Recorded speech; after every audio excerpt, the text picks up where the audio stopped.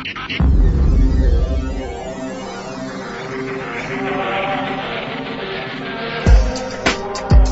is the One True Faith podcast, an audio-only version of the Catholic television program produced by St. Michael's Media and hosted by Michael Boris. For more information, visit catholictelevision.org. Season 5, Episode 1, Oprah, False Prophet.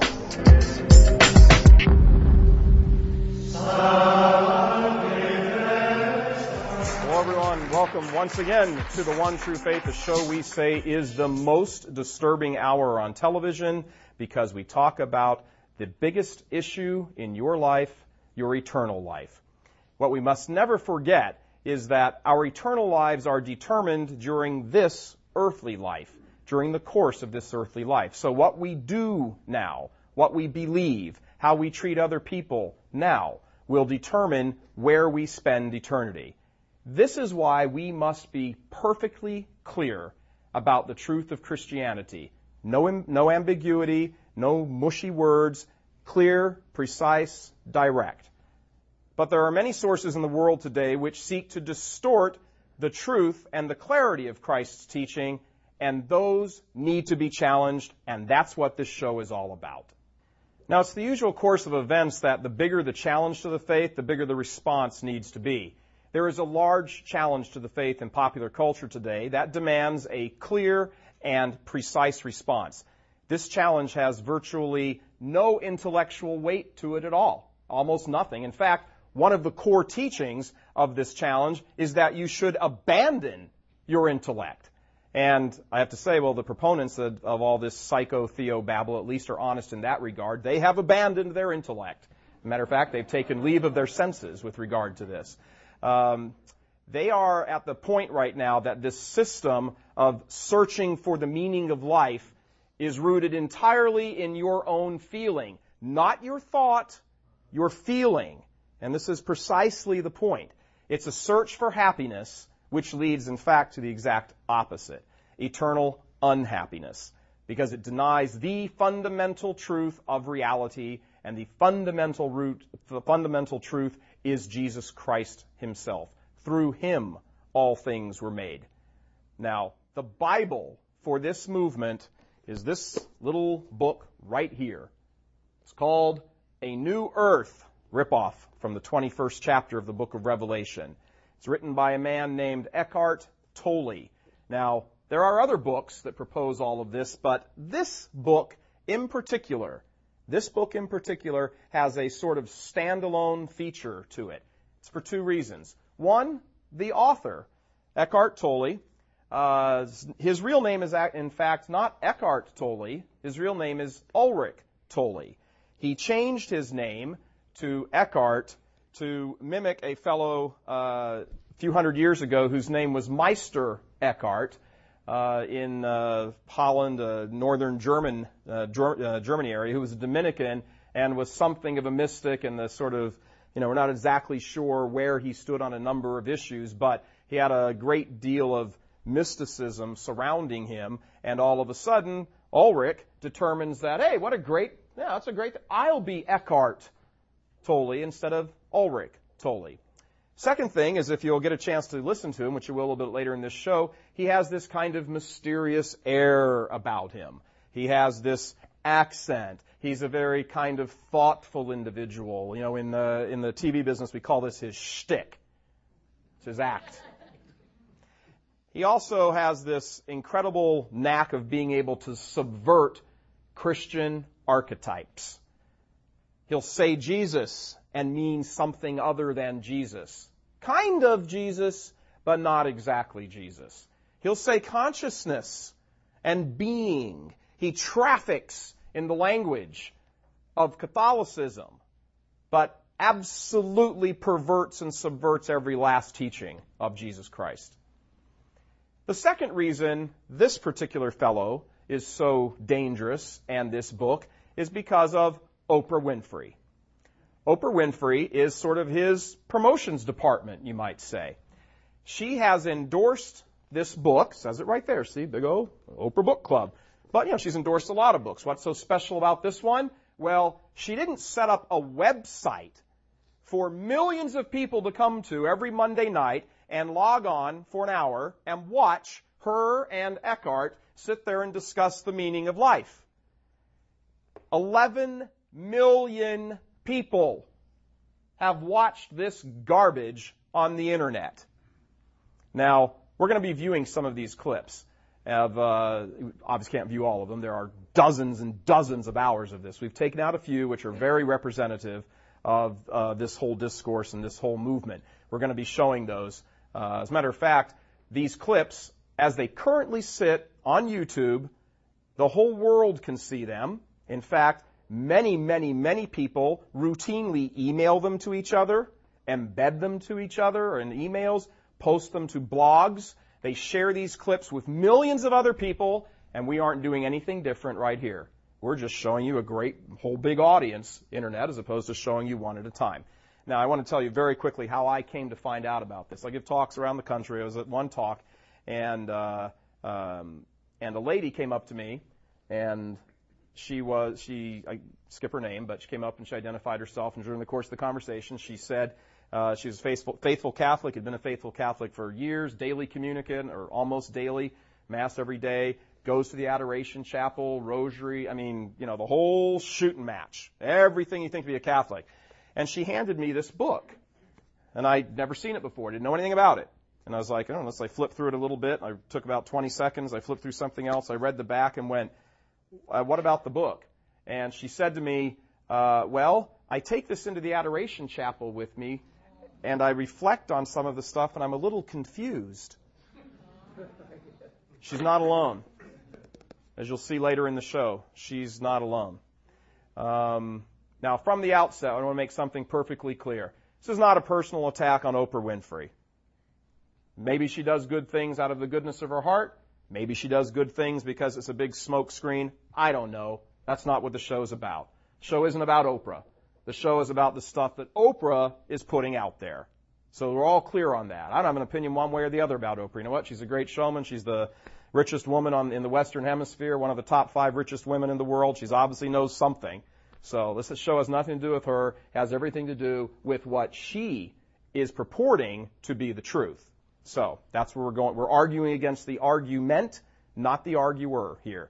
So the big picture when it comes to this kind of stuff is Satan doesn't care how you don't get to heaven. He doesn't care. He doesn't care if you're an adulterer or a rapist, a murderer, somebody who abandons their children, a gambler, a drunk. He doesn't care. He doesn't care about anything. He just cares that you miss. That's all. This is a great way to make people miss the truth, because the truth is Jesus. Now, let's begin. Bad theology always begins with bad philosophy. Always. Always. And by philosophy, we mean how you see the interconnectedness of the universe. How does one thing fit with another? How do you get to, what are the questions you ask when you're trying to find answers to the question, what is the meaning of life? Why am I here? Who am I? All of these things. We all have philosophies. Maybe we don't know to call them that, but we all have them. So here's philosophy. Now, bad example of a philosophy. Let's say, only if you're an Aryan are you allowed to live. Oh, no one would ever believe that. How ridiculous is that? Really? 55 million people died because of that philosophy 60 years ago. Example of a good philosophy? I am made as you are to the image and likeness of God, and I have an immortal soul, and that soul's destiny is to be with God. Those seem very, relatively innocent at first. Well, one stands in direct contradiction of the other. Good philosophy, bad philosophy immediately leads to either a bad theology or a good theology. It must. So, if you get one wrong early, you're messed up for the rest. It's like math. Remember that in high school? First day in calculus. Oops. Comes the midterm. I don't know what he's talking about.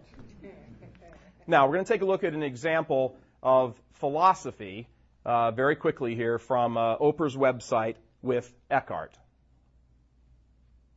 And when the form itself is lying there in the casket, that timeless formlessness has gone where? transform, to have either to join with the source or to go through further experiences of awakening. Okay, so a couple of philosophical errors in there. Let's start with her question. So when the form is laying there in the casket, that timeless formlessness has gone where? Two errors, two philosophical errors right there. Your body is not your form. Your soul is your form. Your soul informs your body. If your body is without its soul, it loses form and becomes dust. Our body is like this now because there is a soul in it, or with it, or present to it. Philosophical error number one. Philosophical error number two here. Listen to what she says. That timeless formlessness goes where? Now, she asks him a question. She's talking about the soul. She doesn't call it that. Your formless thing has gone where? And what does he say? It's transformed. How can something with no form become another form? See, they babble this crap out, and they sit there and make it sound as though they're all blah, blah, blah, blah, blah, with a weird accent, and all of a sudden, ooh, they really know what they're talking about. Unless you know what you're talking about. And all of a sudden you're like, what? That makes no sense at all. And I also think it's kind of funny how he babbles over his own answer. It is transformed into the source, or you go through periods of reawakening. That's called reincarnation, folks. That's what that is. That's what it is. Bad philosophy leads to bad theology. Okay, we're going to go to the second clip now. God, in the essence of all consciousness, isn't something to believe. God is. God in the essence of all consciousness. Stop right there. What? God in the essence of all consciousness. Essence? Essence. I will bet if you sat down with them over a beer and said, tell me what you mean by essence, they wouldn't be able to begin to tell you. See, every single thing in the world, everything is comprised of two elementary aspects, essence and existence. Everything. God, angels, me, you, this stage, TV cameras, everything. And what does essence and existence tell us? It tells us what something is and that something is. Now, for God, God's essence is existence. God is. That's how we say that in the third person. But if you're God, what do you say in the first person? I am. See, the brilliant philosophical truth in God's answer to Moses when he says, tell me your name.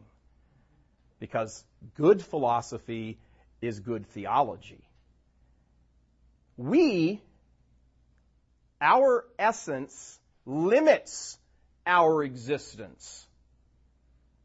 Because we are finite. Because our existence is finite, our essence is limited. Bad philosophy. She's equating God, and she's doing this for a reason. We're going to get to it here in the next clip. She's equating God with consciousness, putting them like on the same level. She's setting the stage. We're going to move on to the next clip right now. And I love this quote that Eckhart has. This is one of my favorite quotes in chapter 1, where he says, man made God in his own image. The eternal, the infinite, and unnameable was reduced to a mental idol that you had to believe in and worship. I sense a little hostility. They're building up to a point, and I'm going to jump ahead and share the point with you, and it is that what is supreme in the universe is just being, consciousness. That's it. So God is consciousness. God is not a person. God is not personal. And to the point that we have consciousness, we are God. This is the point. Bad philosophy leads to bad theology, and bad theology leads to hell. Because the bridge in between are your actions and what you believe. She just denied worship to God. And we move on to the next clip. Only the truth of who you are will set you free. Only the truth of who you are will set you free. That sounds kind of Christian, doesn't it? Someone just blasted over it real quickly, be like, oh, yeah, I know that. The truth, being free, I've heard that some way. Yeah, cool. Yeah. Well, this is really kind of, I'm not quite sure what he's saying, but this sounds like Jesus. Yeah. Only the truth of who you are will set you free. Well, there is kind of a little kernel of truth in there, but the question is, who are you? You're somebody made by a loving Father and given consciousness and judgment so that you may choose to come back to Him. That's who you are. You aren't consciousness. You have consciousness for this point so that you may choose correctly. See the distinction here? This is very subtle. Now, as the case with all perversions, there's something sort of essential missing. And what's missing here is the great I am, the truth. Now, there are less subtle perversions, and this is one of them. Jesus says, you are the light of the world. That means you are the consciousness in which the world appears, is seen. Jesus Christ did say you are the light of the world, but only because as long as you love Him and follow Him, you possess the divine light in yourself. You are not the light of the world because you have consciousness. Duh. Now remember at the very beginning, Oprah saying, God in the essence of all consciousness. Remember that? And we're like, huh, what? It's this consciousness thing, which consciousness equals being. Keep that in mind. This is what they're trying to get at, because there's a very twisty perversion that comes down here at the end. In other words, we are consciousness. We don't have it, we are it. So what does that mean about the difference between you and me? Well, nothing. This thing we're wearing right here that we call our body, it doesn't matter. Because I'm consciousness, you're consciousness, you are, and we're all consciousness. We're all God. That's what this is. Now, she's going to get into some pretty offensive stuff here now if you love Jesus Christ. She's going to start referring to something called Christ consciousness. And what does she say about Jesus? That there's absolutely no difference between Jesus and me or you. Because Jesus has or is consciousness as well. This is a denial of His divinity, or better yet said, an elevation of humanity to the divinity, and Jesus isn't anything different than the rest of us. Jesus came to show us Christ consciousness. That Jesus came to show us the way of the heart, and that what Jesus was saying, that to show us the higher consciousness that we're all talking about here. When we come back, we'll talk about that grave insult to Jesus Christ. This is The One True Faith with Michael Boris. For more information, visit catholictelevision.org. Jesus Christ did not come to earth to show us consciousness. Jesus Christ came to earth to redeem a fallen world, and He says that Himself. That was why Jesus came to earth, and that's why he remains here on earth in the tabernacles of every Catholic church on the world. This is putrefied garbage and lies, and it needs to be called out.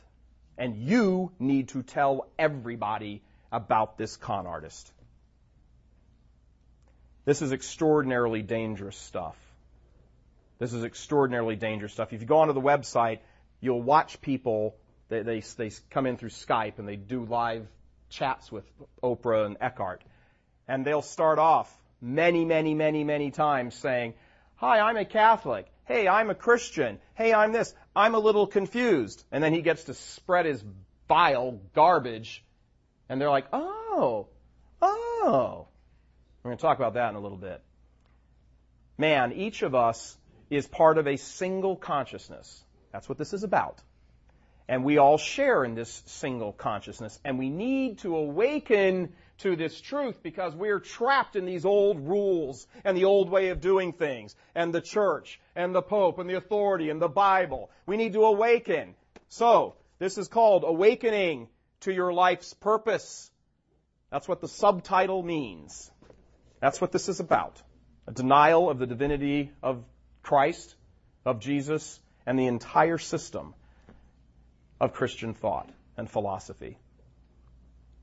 Now, what's the purpose of your life according to him? Nothing less than to advance to the next stage of human evolution. We've been here long enough. Thank you, church. Thank you, popes. Thank you, saints. Thank you, miracles. Thank you, Jesus. But you know what? We're catching up to you now. We don't need you anymore. Thank you for our childhood fantasies and fairy tales, but we have now excelled into the greater consciousness. That's what this is. This is what this is.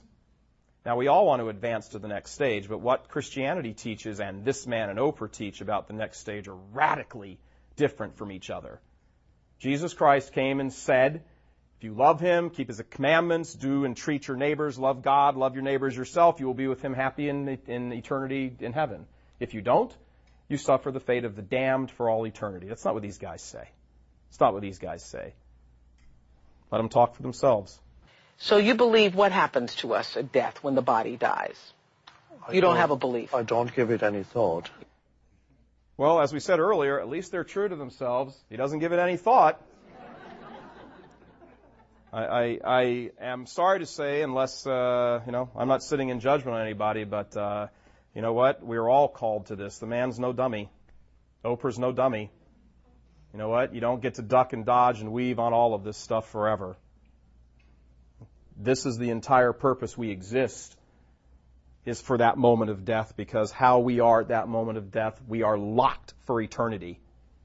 And he doesn't give it any thought. Oprah herself even throws down the gauntlet to Christianity, while she claims to be a Christian. Take a listen. Jesus didn't come, in my belief, even as a Christian, I don't believe that Jesus came to start Christianity. Jesus didn't come to start Christianity. You are Peter the rock, and on this rock I will build my church, and the gates of hell shall not prevail against it. Oprah, go back and read the Bible. Go read the Bible. As a believing Christian, did you miss that little part, or did you catch it? In my belief, as a Christian, you're not Christian. You're not Christian. Don't pass yourself off as a Christian. Again, she takes on the words of our blessed Savior directly and twists them around now. Take a listen. Well, I am a Christian who believes that there are certainly many more paths to God other than Christianity. I am the way, the truth, and the life. No one comes to me, no one comes to the Father except through me. There are many paths to God. No one comes to the Father except through me. Enough said. It all comes down to what every one of these denials of Christ and Christianity comes down to: a setting up of yourself in opposition to God. And every one of us does that every time we sin. We set ourselves up in opposition to God. This next one is, if it weren't so horrible in its philosophy, it would be a downright joke. Take a listen. I'm a free-thinking Christian who believes in my way, but I don't believe that it's the only way. I am a free-thinking Christian. You're not free, you're not thinking, and you're not a Christian. Absolutely not. So what's the big deal about all this? Oh, who cares what Oprah says? What's the big deal? Oh, let her, okay, so she sounds crazy. We know she's not a Christian. Really? What's the big deal, you ask? She'll tell you right now. As of today, we've hit nearly 11 million streams and downloads of this series. That's really uplifting. So together, I believe that we are beginning to create powerful changes in our lives as individuals.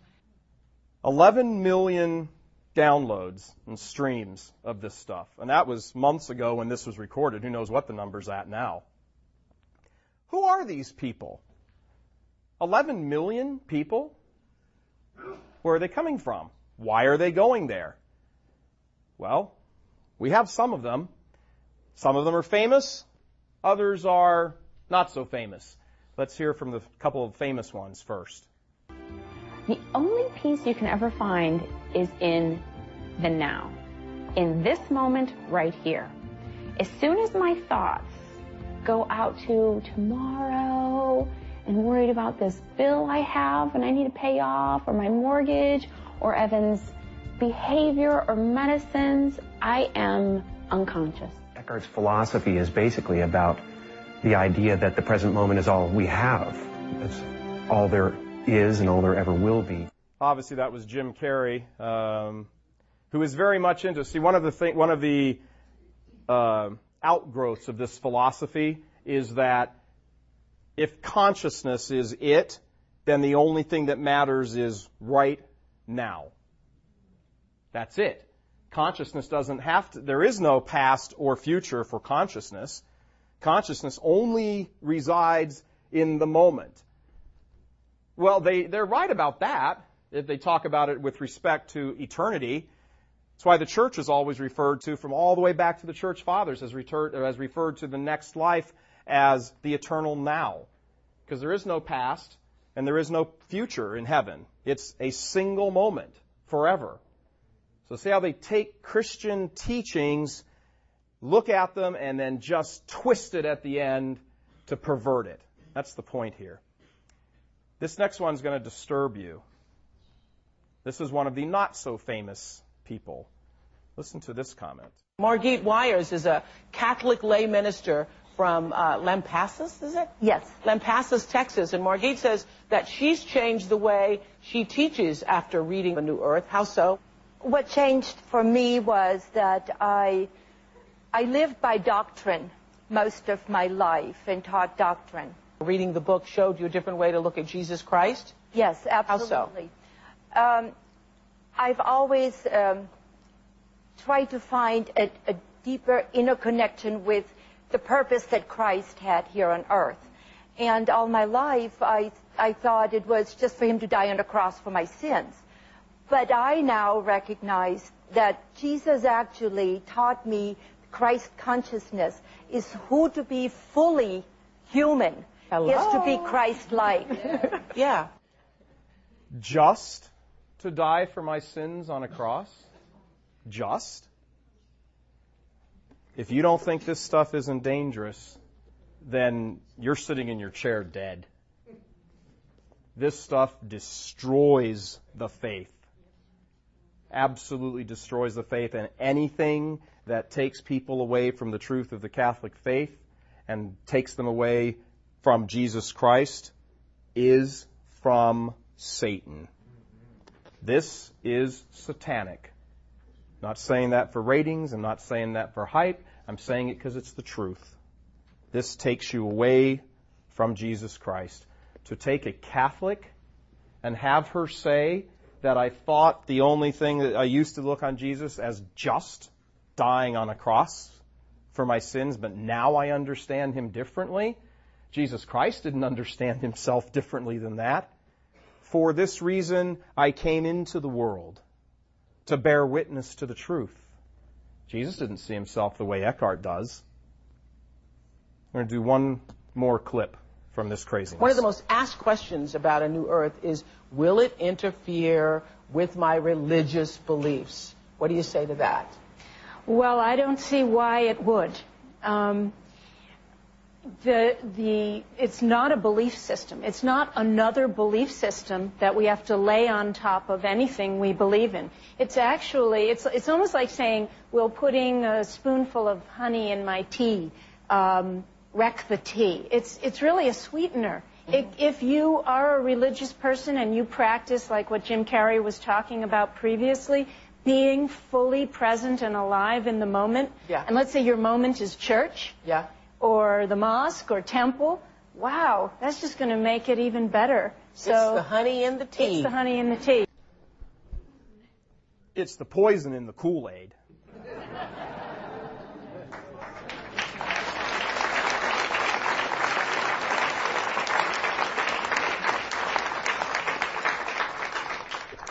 Don't drink the Kool-Aid, folks. Don't drink the Kool-Aid. Any of you remember that story? Jim Jones, Guyana, was a couple hundred people drank the Kool-Aid. And if you didn't drink the Kool-Aid, some of them they shot as they were running away from the Kool-Aid. Don't drink the Kool-Aid. Honey in the tea. That's a nice slick, it's exactly what you'd expect to come out of Satan's mouth. It's the honey in the tea. That apple sure looks good, Eve. You know, one of the things that's most disgusting about, you can sit and have a discussion about philosophies all you want, and theologies all you want, this theology, that philosophy, da-da-da. But here's the thing that gets really burns me, and I think it burns you too. It is this constant, sneaky sidling up to Christianity, co-opting terms and expressions and even re-quoting or rewording biblical phrases or grabbing one and giving it a different spin. Go get your own religion. Go get your own religion. If they came out and said exactly what they mean, people would run screaming from the room. They wouldn't put up with this. But they don't. Kind of remind you of the whole abortion movement. If they came out and said what they meant and wanted to do, nobody would support them. But the question is, why don't people run from the room screaming? Why don't they? They sit and listen to this. This is the #1 New York Times bestseller. 11 million people and counting on that website, coming to it day after day, Monday after Monday. So what's wrong? This is not an insignificant number of people. There's 2 reasons why they don't run screaming from the room. They don't know that they should, and they're not happy.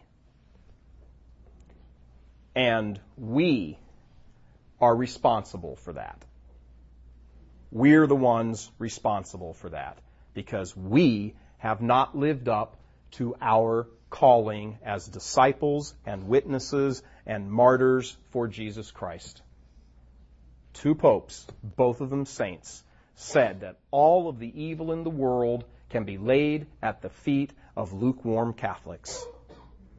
We have caused the conditions that this garbage flourishes.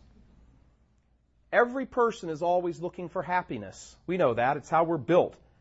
It's where people look for happiness that separates them. If we look in the wrong place, we're always disappointed. And if you're disappointed, one of 2 things happens. You become cynical or you get religion. One or the other.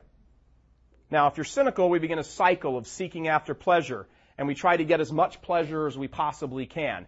Well, that's great if your name is Fido, but you have a soul given to you by Almighty God, and that soul doesn't seek pleasure, that soul seeks joy.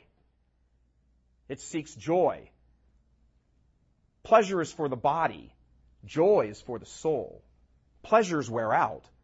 Joys increase. Joy increases. If you live for pleasure, you're missing the joy of life. In fact, in many ways, joy and pleasure are actually opposite from each other. Pleasure starts off looking good and always ends up disappointing. Joy starts off looking gloomy and ends up taking you to the most tranquil of places. If you do nothing but pursue pleasure, you will seek happiness and never capture it. You will turn the pages of life and you will never read the book. You will chase after it until death catches up to you. Every earthly ideal is lost by simply possessing it. Every one of them. But every spiritual ideal is enlarged by finding it.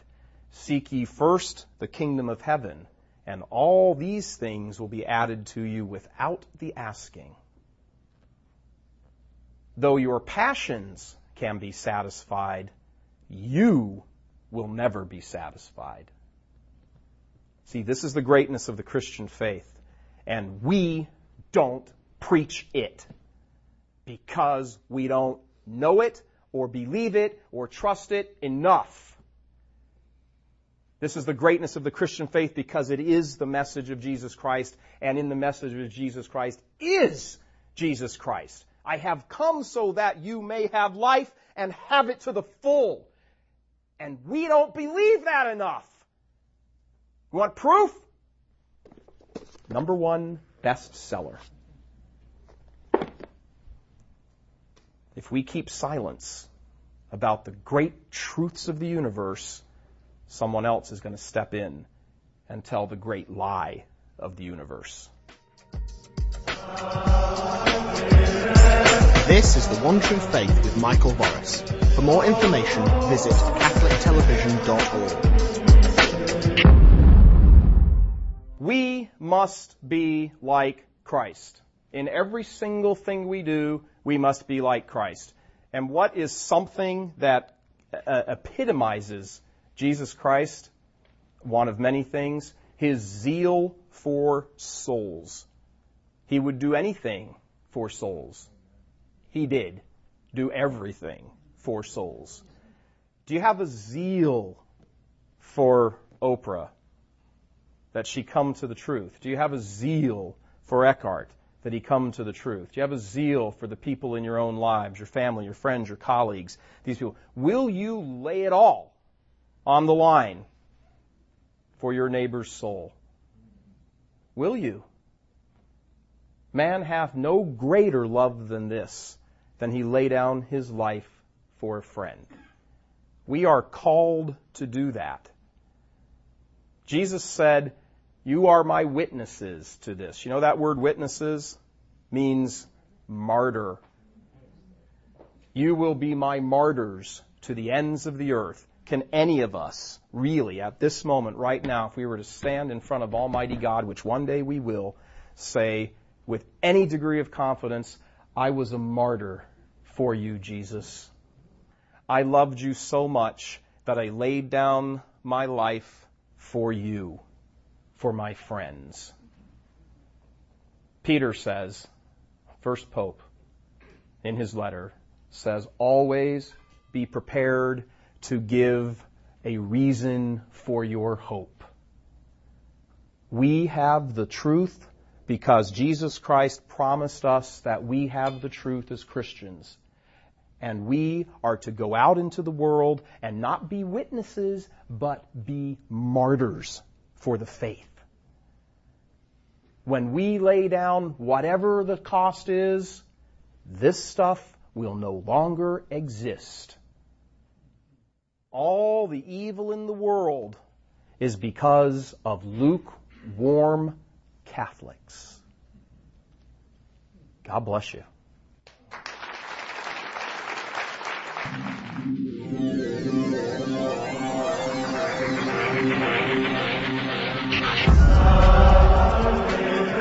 This was an audio-only version of Season 5, Episode 1 of The One True Faith, produced by St. Michael's Media and hosted by Michael Boris. For more information, visit catholictelevision.org.